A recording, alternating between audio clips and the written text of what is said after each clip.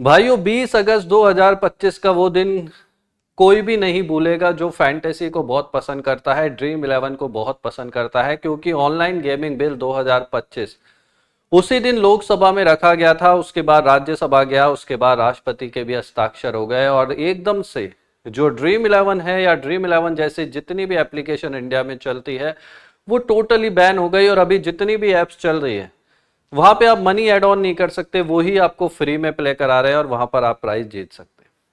But उसके बाद सभी लोगों के दिमाग में एक ही क्यूरियोसिटी थी कि क्या ड्रीम इलेवन सही में बैन हो जाएगा, क्या ड्रीम इलेवन की वापसी नहीं होगी। तो जितनी क्यूरियोसिटी आपकी थी उससे ज्यादा भाई मेरी भी थी। मैं भी बहुत ड्रीम इलेवन और फैंटेसी को पसंद करता हूं अगर अपन इसको सही वे में यूज करें। तो इसको लेकर गाइस मैंने कई ऐप्स के ओनर से बात करी, सबसे कोई उस तरीके का रेस्पॉन्स नहीं मिला।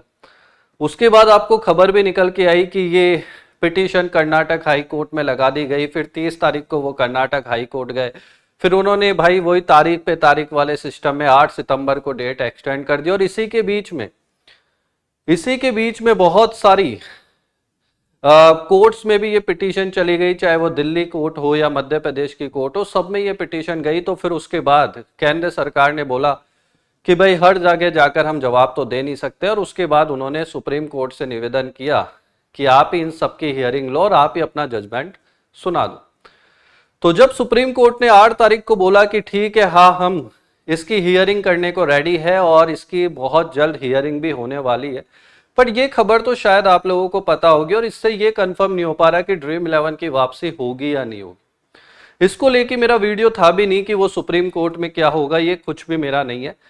अभी गाइज जो मेरे को न्यूज निकल के आई है, जो कल ही निकल के आई है, उससे गाइज मैं आपको कह सकता हूं कि ड्रीम इलेवन की वापसी हो सकती है और काफी हद तक हो सकती है। और इसकी न्यूज को लेने के लिए गाइज मेरा एक दोस्त था और एक मेरे उस दोस्त का कोई फैंटेसी का ओनर था, वो उसके संपर्क में था। उससे मुझे बात पता लगी कि भाई ऐसा है कि ड्रीम इलेवन वापस आ सकता है या उससे रिलेटेड साइट्स वापस आ सकती है, बट ये अभी नहीं, ये लगभग नवंबर दिसंबर के बाद कमबैक कर सकते हैं। और इस खबर में क्या सच्चाई है उसके लिए आप ये वीडियो को पूरा देखिए, आपको समझ में आ जाएगा। तो आपको बता दूं गाइस, देखिए सबसे पहले ऑनलाइन गेमिंग बिल 2025 क्या है, आप इसको थोड़ा सा समझिए। ऑनलाइन पैसों को जितने भी थे, रियल मनी कॉन्टेस्ट थे, इस बिल के अकॉर्डिंग उन सभी को पूरी तरीके से बैन कर दिया गया, ताकि जो भी गलत लेन देन होता है या जो भी इसकी वजह से लोग जाल में फंसते हैं, कर्जे के जाल में फंसते हैं, उससे उन लोगों को बचाया जा सके। जो युवा एडिक्ट होता है इसकी वजह से, उससे उसको बचाया जा सके, उसको लेकर ये लाया गया। और उसके बाद सुरक्षित गेम जैसे e sports, ludo, candy crush, ये ऐसे गेम यहाँ पे अलाउड है, ये आप लोगों को पता होगा, इसमें कोई बड़ी बात नहीं है, ये अपने को भी पता था। उसी के बीच गई डिजिटल इंडिया का ट्वीट आता है, और ये डिजिटल इंडिया का ऐसे बोलते हैं कि ये गवर्नमेंट का ही कोई ट्विटर का पैनल है। तो उसमें कहा गया कि ऑनलाइन गेमिंग बिल 2025 आ गया है, सभी गेम्स बैन नहीं है, सिर्फ वही जो पैसों की सट्टेबाजी और धोखाधड़ी से जुड़े हैं। यह कानून युवाओं की सुरक्षा, सुरक्षित गेमिंग और फर्जी ऐप्स पर रोक लगाने के लिए लाया गया है। बट इस ट्वीट में गाइस जो ये आपको फोटोज दिख रही है ना इतनी सारी, उस फोटोज में से एक फोटो पे भाई मेरी नजर गई और मैंने देखा उसमें क्या था।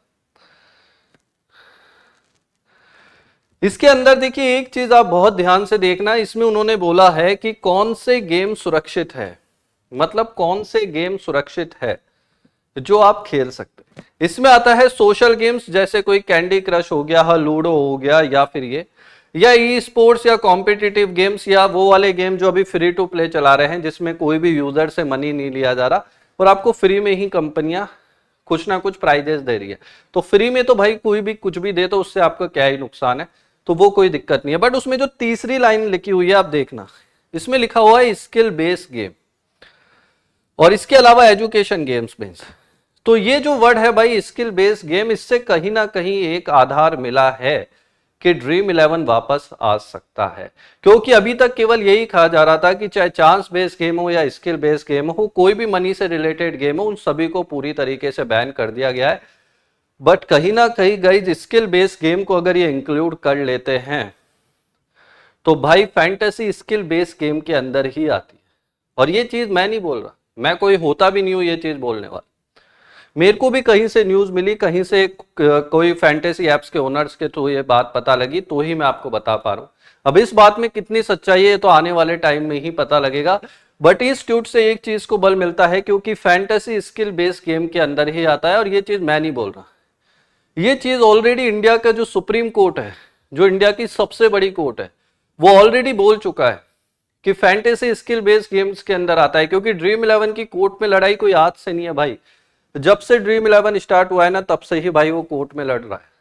पहले वो हाई कोर्टों में काफी फाइट हुई, वहां पे इसको स्किल बेस्ड गेम ठहराया गया, उसके बाद ये मैटर सुप्रीम कोर्ट भी पहुंचा, फिर सुप्रीम कोर्ट ने भी बोला कि भाई ये स्किल बेस्ड गेम है, क्योंकि यहाँ पे ऐसा नहीं है कि आप चांस बेस की जैसे कोई भी प्लेयर्स पे किसी भी चीज पे दाव लगा सकते हो। यहाँ पे आपको 11 प्लेयर सेलेक्ट करने पड़ेंगे, उसके बाद अपनी स्किल नॉलेज से टीम बनानी पड़ेगी। तो ऑलरेडी वो skill based game supreme court इसको ठहरा चुका है। और अब ये ट्वीट पे भी देखिए क्लियरली लिखा हुआ है, आप देख सकते हैं डिजिटल इंडिया का ये ट्वीट है, और उसमें स्किल बेस्ड गेम को इंक्लूड कर रहे हैं। तो इस चीज को गाइस कहीं ना कहीं बल मिल रहा है कि जब सुप्रीम कोर्ट में इसको लेके हियरिंग होगी, और वहां पे भी अगर इस बात पे कंसर्न किया जाएगा, तो मुझे लगता है फैंटेसी की वापसी हो सकती है। अगर वो स्किल बेस्ड गेम को जो उन्होंने ऑलरेडी लीगल ठहरा चुके हैं, अगर उसको कंसीडर करते हैं, तो भाई ड्रीम 11 का आना लगभग तय है।